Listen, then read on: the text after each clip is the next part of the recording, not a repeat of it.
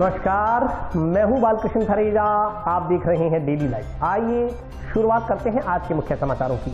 मुख्यमंत्री बाल गोपाल योजना के तहत दूध के सेवन से सेठ राधाकिशन बिहानी राजकीय बालिका उच्च माध्यमिक विद्यालय की 15 बालिकाओं में एक बालक की तबीयत बिगड़ी। बच्चों को कराया गया सरकारी अस्पताल में भर्ती।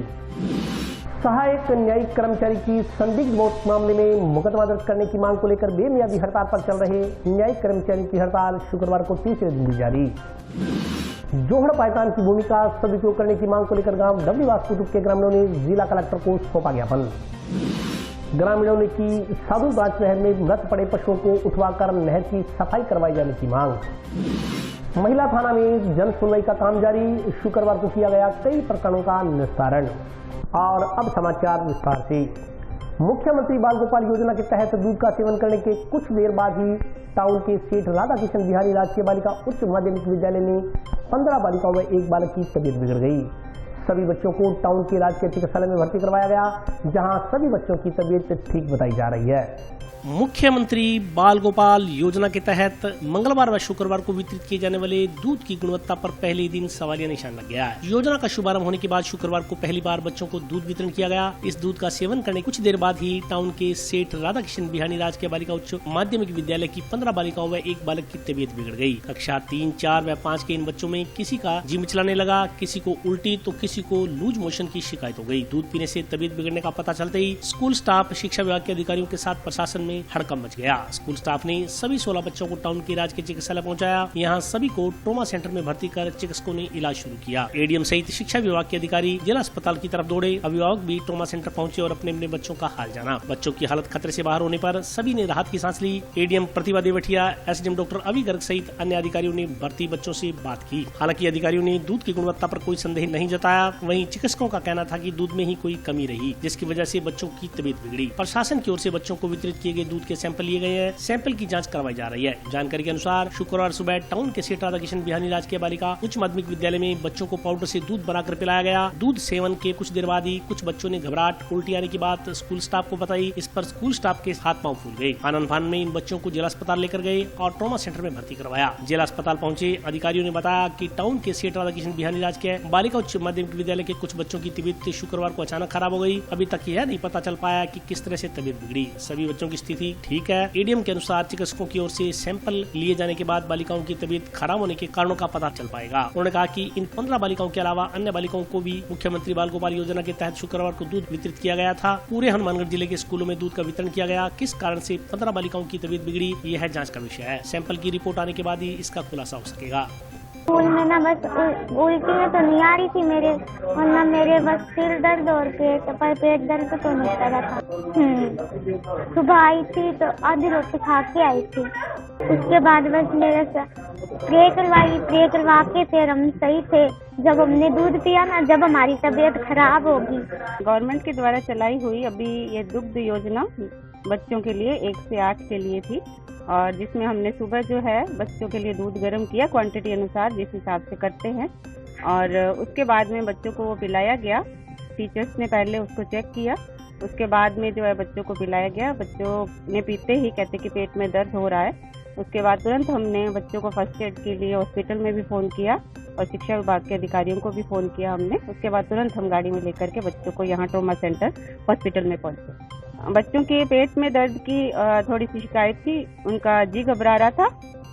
और तो स्कूल में तो बाकी सब ठीक है। टीम पहुंची हुई है, हॉस्पिटल से भी पहुंचे हैं लोग देखने के लिए, नर्स वगैरह। 16 बच्चे हैं जी हॉस्पिटल में। हाँ जी, आज पहली बारी बच्चों को पिलाया गया था। बच्चों से हम मिल लिए। यहाँ 24 बच्चे यहाँ भर्ती हैं और सब अब स्वस्थ है, नॉर्मल है बच्चे, कोई समस्या नहीं किसी बच्चे को। सब बच्चों से हमने बात की। ज़्यादातर बच्चे दूध पीते नहीं हैं कभी, और पीना पसंद भी कम करते हैं बच्चे दूध, और ज़्यादातर बच्चे भूखे पेट आए हुए हैं घर से। तो और बच्चों की जैसे आदत होती है तला भुना खाने की, और तो इस तरह से बच्चों में कोई तेजाब और गैस की, पेट में जी में चलाने की छोटी मोटी समस्या थी। और दूध का हमने यहाँ स्कूल से सैंपल ले लिया और अभी हम उसकी जांच करवा रहे हैं। थोड़ा सा क्या होता है, दूध ये हम बनाते हैं ना, तो अगर उसकी कंसंट्रेशन ज़्यादा हो तो थोड़ा पचाने में भारी पड़ता है।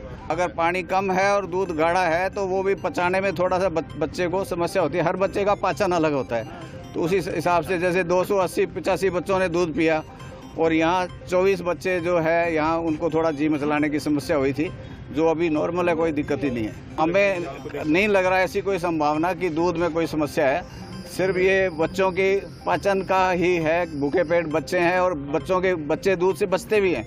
कुछ बच्चे दूध को पसंद नहीं करते, उनको टेस्ट अच्छा नहीं लगता है या वो पीना नहीं चाहते, तो वो बचने की कोशिश करते हैं। ग्रुप में क्या बच्चे एक दूसरे को देख के पी जाते हैं, तो वो थोड़ी बहुत समस्या इनको बच्चों को हो सकती है। सहायक न्यायिक कर्मचारी की संदिग्ध मौत मामले में कार्रवाई की मांग को लेकर बेमियादी हड़ताल पर चल रहे न्यायिक कर्मचारियों की हड़ताल शुक्रवार को तीसरे दिन भी जारी रही। कर्मचारी एकता हमारी मांगे पूरी करो, हमारी मांगे पूरी करो, हमारी मांगे पूरी करो।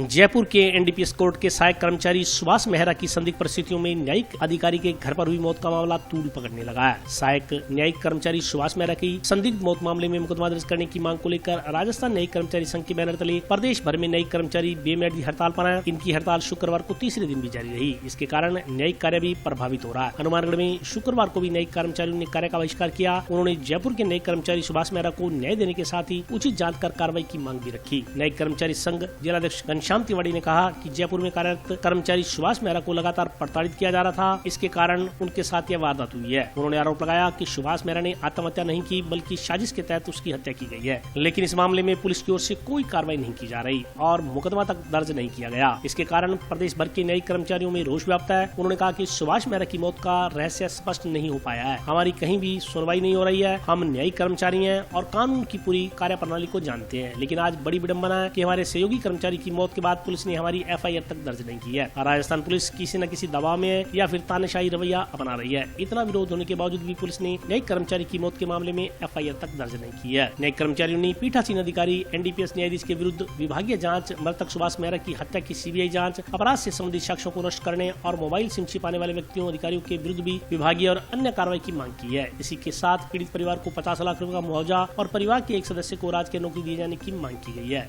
हनुमानगढ़ जिले में आती साथी जारी हुई अवकाश पे है और हमारा साथी कर्मचारी था एक, उसकी असामान्य परिस्थितियों में मृत्यु हो गई। हम उसकी जांच के विषय बैठे, तो उसकी जांच हो जाए, मुकदमा दर्ज हो जाए, हम अपना आखिरी अवकाश हो वापस ले लेंगे, ड्यूटी पे आ जाए। आगे आज हमारी कमेटी गई हुई है माननीय न्यायालय में, अगर वहाँ में आज आश्वासन मिल जाता है, एफआईआर दर्ज हो जाती है तो हम आज ही खत्म कर दें, कल से ड्यूटी पे आ जाए। एफआईआर दर्ज नहीं होने के कारण वैसे तो वो जो मौके पे बैठे हैं हमारे साथी कर्मचारी, वास्तविक स्थिति तो वही बता सकते हैं। इसके अंदर पहले मर्ग दर्ज हो गई थी और मर्ग दर्ज होने के बाद एक विधिक प्रक्रिया है कि उसके ऊपर एफआईआर दर्ज करना थोड़ा सा मुश्किल हो जाता है। मर्ग दर्ज होना एक जांच, उसके अंदर भी जांच होती है और एफआईआर वो भी एक जांच है, इस वजह से वो एफआईआर दर्ज नहीं होती। हमारे एक साथी कर्मचारी सहायक कर्मचारी सुभाष मेहरा जयपुर में, जिसकी आकस्मिक मृत्यु हो गई थी। जयपुर के अंदर पिछले 15-20 दिन से इस विषय में हड़ताल चल रही है और हमारे समस्त कर्मचारियों की एक मांग है कि भी एक निष्पक्ष जांच हो। निष्पक्ष जांच के अंदर एक मांग ये है भी सीबीआई से जांच हो और कर्मचारी को कुछ लाभ मिले, आश्रित को एक नौकरी मिले, 50 लाख का मुआवजा और निष्पक्ष जांच के अंदर जो भी दोषी है उनके खिलाफ एफआईआर दर्ज हो। जोहड़ पायतान की भूमि का सदुपयोग करने की मांग को लेकर गांव डबलीबास कुतुब के ग्रामीणों ने जिला कलेक्टर को ज्ञापन सौंपा।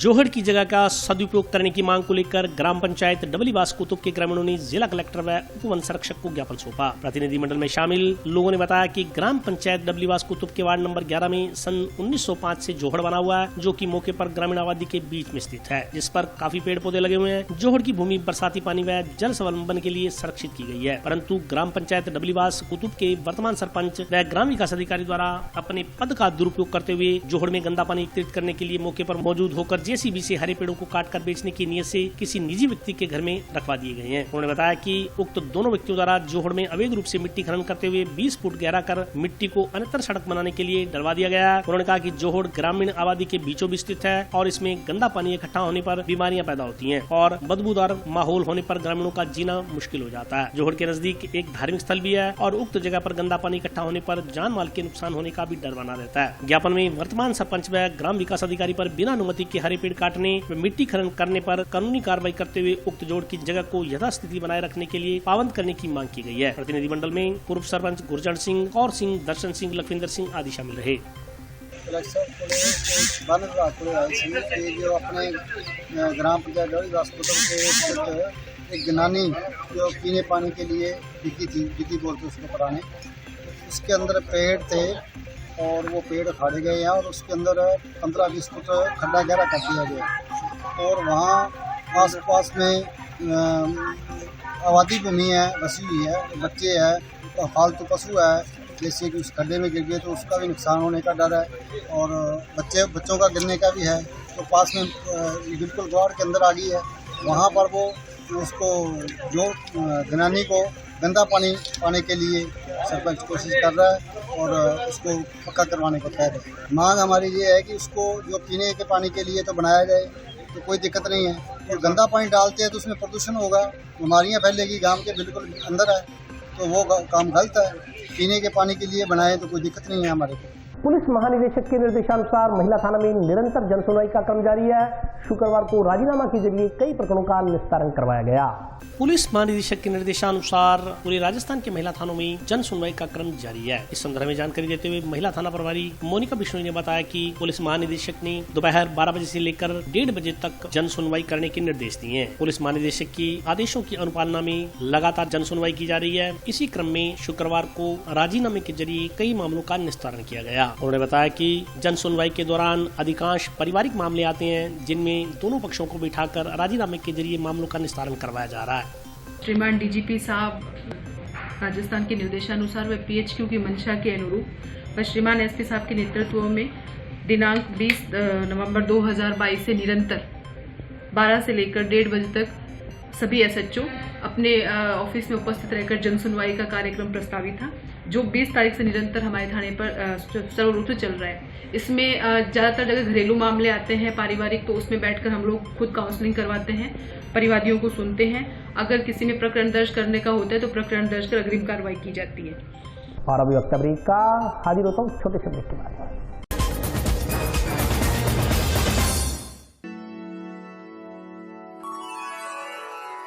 यूं तो कई बार मुझे हंसते देखा है, पर ये हंसी कुछ और है। ये गहना मुझ पर जचता है, पर ये महज एक गहना नहीं, ये रूपरेखा है मेरे मन की, हंसती खिलखिलाती लहरों की, जो आतुर थी अब तक मुझ पर सजने को। इसलिए ये गहना ही मेरा सच्चा श्रृंगार है, श्रृंगार है, श्रृंगार है।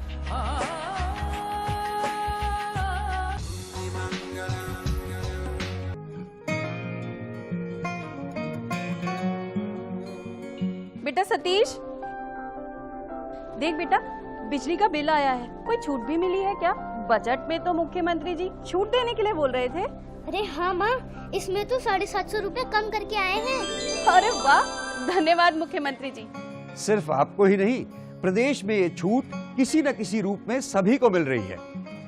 100 यूनिट तक बिजली उपभोग करने वाले उपभोक्ताओं को 50 यूनिट भुगतान तक की छूट, 150 यूनिट तक वाले उपभोक्ताओं को 3 रुपए प्रति यूनिट और 150 से 300 यूनिट तक उपभोग करने वाले उपभोक्ताओं को 2 रुपए प्रति यूनिट की छूट दी जा रही है।